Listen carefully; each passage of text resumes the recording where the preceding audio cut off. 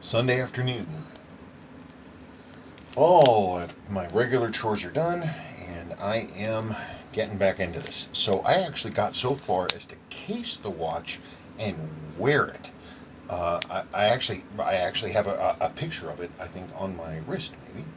I'm not sure. Anyway, but then the date corrector failed almost immediately. But it wasn't. It was in part my issue. The problem is, okay, so you've got these wheels, right? Part of the reason that these things are multi-parts, see if you can see this, part of the reason what they do is it's protection. They want the wheel, that's a broken one, to be able to slip. So this is a two-part thing. You have the gear being driven over here, and then the gear, this gear as it turns, sitting here like this, like that. If this thing encounters, if this thing is in a watch where somebody is setting the date and day when they should not be, rather than destroy everything, this part is supposed to slip. It's an overly complex and fragile setup that clearly did not work. This one now does not slip. And so that's something I'm going to have to consider. But because it doesn't slip, and because my two-part epoxy was apparently quite a strong fix, when I went to click this over, I hadn't staked down this shaft as hard as I should have into the little lever part, and it just went whoop, and it just came off sideways. So I am going to have to restake this. The principle is sound. The principle is sound. It's just a matter of whether or not I can get that thing to stay where it's supposed to be and fix it. I wish I could wave a magic wand and create new parts for these, because I don't think I'm doing a very good job being an ambassador for the 5600 movements, considering how much trouble I'm having with them. I still love them though. Let's get those out of the way. Let's just get that other old lever out of there, and I will be a little less cautious about staking it down. Oh, but you know that's funny is that the date was also hanging up. Like it was acting a little weird. So I think I've got something else. So I'm going to go through and check. I'm going to check the whole calendar. I'm going to look and make sure that everything is the way it is. This watch, the person who did this watch, the second person, I think, in the 90s when they went back in, I don't know, there were a lot of parts that were replaced, and they replaced a lot of stuff, but not necessarily with exactly the right material. The guy clearly was having to make do with what he could do, and so he was a little too much. So I have to go back through and pretend that I didn't get this serviced at all and get it all adjusted so that it's correct.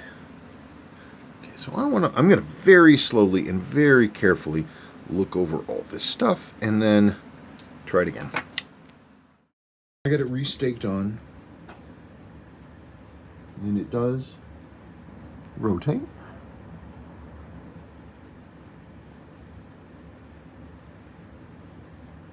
Now see that? Now why is it doing that?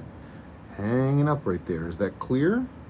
Or is there something else going on? Okay, I gotta look at that. I think I forgot to put in my microphone. I did. Okay. This is probably gonna be wrong. I can't show you what I was thinking about, but if I had to, if I couldn't have gotten the original 8-tooth wheel to work, there are other things I could have done. I could have cobbled together something. Like I have a number of these that are broken. Whoops. And you can remove the star wheel portion. You just unstake it, right? Unstake the star wheel portion, And then what you can do is if you get two of these black ones or something like this, they're actually rather thin. And you could stack them one upside down on top of the other, so instead of having 4 teeth, you would have 8. One on top of the other, you would need to fix them together somehow, and then you need to drop the height, and it would work. It would work. I have no doubt whatsoever that I could absolutely do that. It's a stupid thing to have to do. It shouldn't be that way. The only other thing I can think of, because the selection wheel, of course, goes... I'm looking at this from far away, so let's just pretend that's where it's supposed to go. So the setting wheel, this thing here, this isn't the problem, and the 24-hour GMT, whatever the heck wheel here, that isn't the problem. The issue is, and don't look too weirdly at this piece because it's destroyed, this intermediary wheel here, which transmits from the rocker and only is used for the GMT hand. The problem is that this doesn't rotate as much as it should. If the teeth were slightly curved, every single tooth was curved slightly counterclockwise, it would change the angle of attack on this, and it would make that 5619 piece work. I found a few of these that were in bad shape, and I did tests, and if I could have consistently... This one was already bad when I did this one. If I could consistently have taken and squished these teeth out or changed them out a little bit like this, it would work. I actually got one where half of the circumference, after I modified it, worked. It worked on both sides. It worked fine. All that would need is, instead of being these standard pokies, is that it basically, it's a little bit more on one side and curves this way. That would be enough, I think, to do it.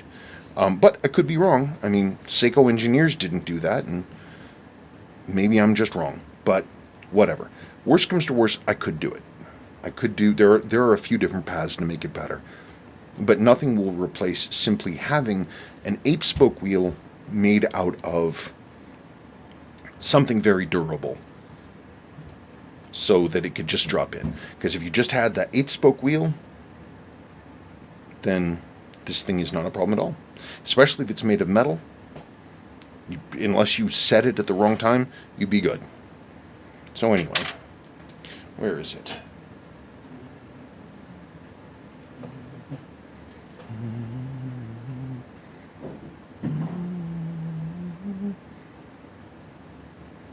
It's a beautiful watch. Really elegant. This case style Seiko used a lot. Different models. It's still beaten up, but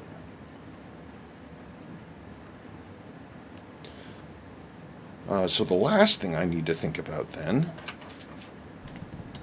after I clean my bench up, is what to do about bracelets. So this thing, I was actually digging through my crap, and I found this. This is a Stellux bracelet. Solid stainless. It's of the same basic link pattern that this should have, and I would be shocked if I didn't have end links for this somewhere. That is what it's supposed to be on there, but I hate to say it, I actually like the brown. The brown brings out the little champagne tint in the dial. I mean, there are other things I could put on there. Like I have this. This is a Tissot bracelet, solid stainless, flat Jubilee style. I put a Seiko clasp on it, but this would literally, it's not Seiko, but it would drop right. I mean, it's even the original end links. It would drop right on. But Sabrina doesn't like it. What an elegant, classy watch. And it really is. It's the same colorway and the same layout, sort of in the same sort of, really kind of a similar case style to the 6138 Pandas, the 8020s. The dial isn't linen, but the shade is. And it's got, so it's like a one-eyed GMT Panda, one-eyed Panda GMT or something.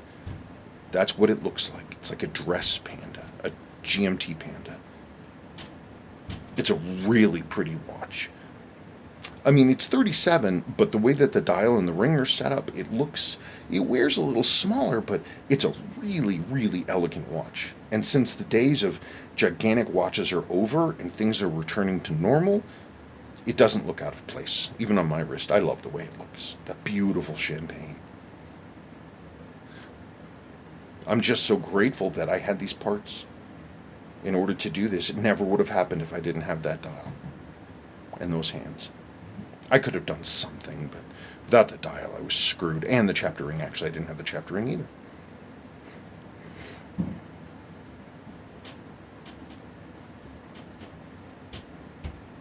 So we'll do some more work on this, and I'll come out with a yesterday's watch review today, and we'll really just talk about design elements and some different stuff. But that is the end of this. There it is. Thank you so much for watching. This was a lot of fun. Okay, bye-bye.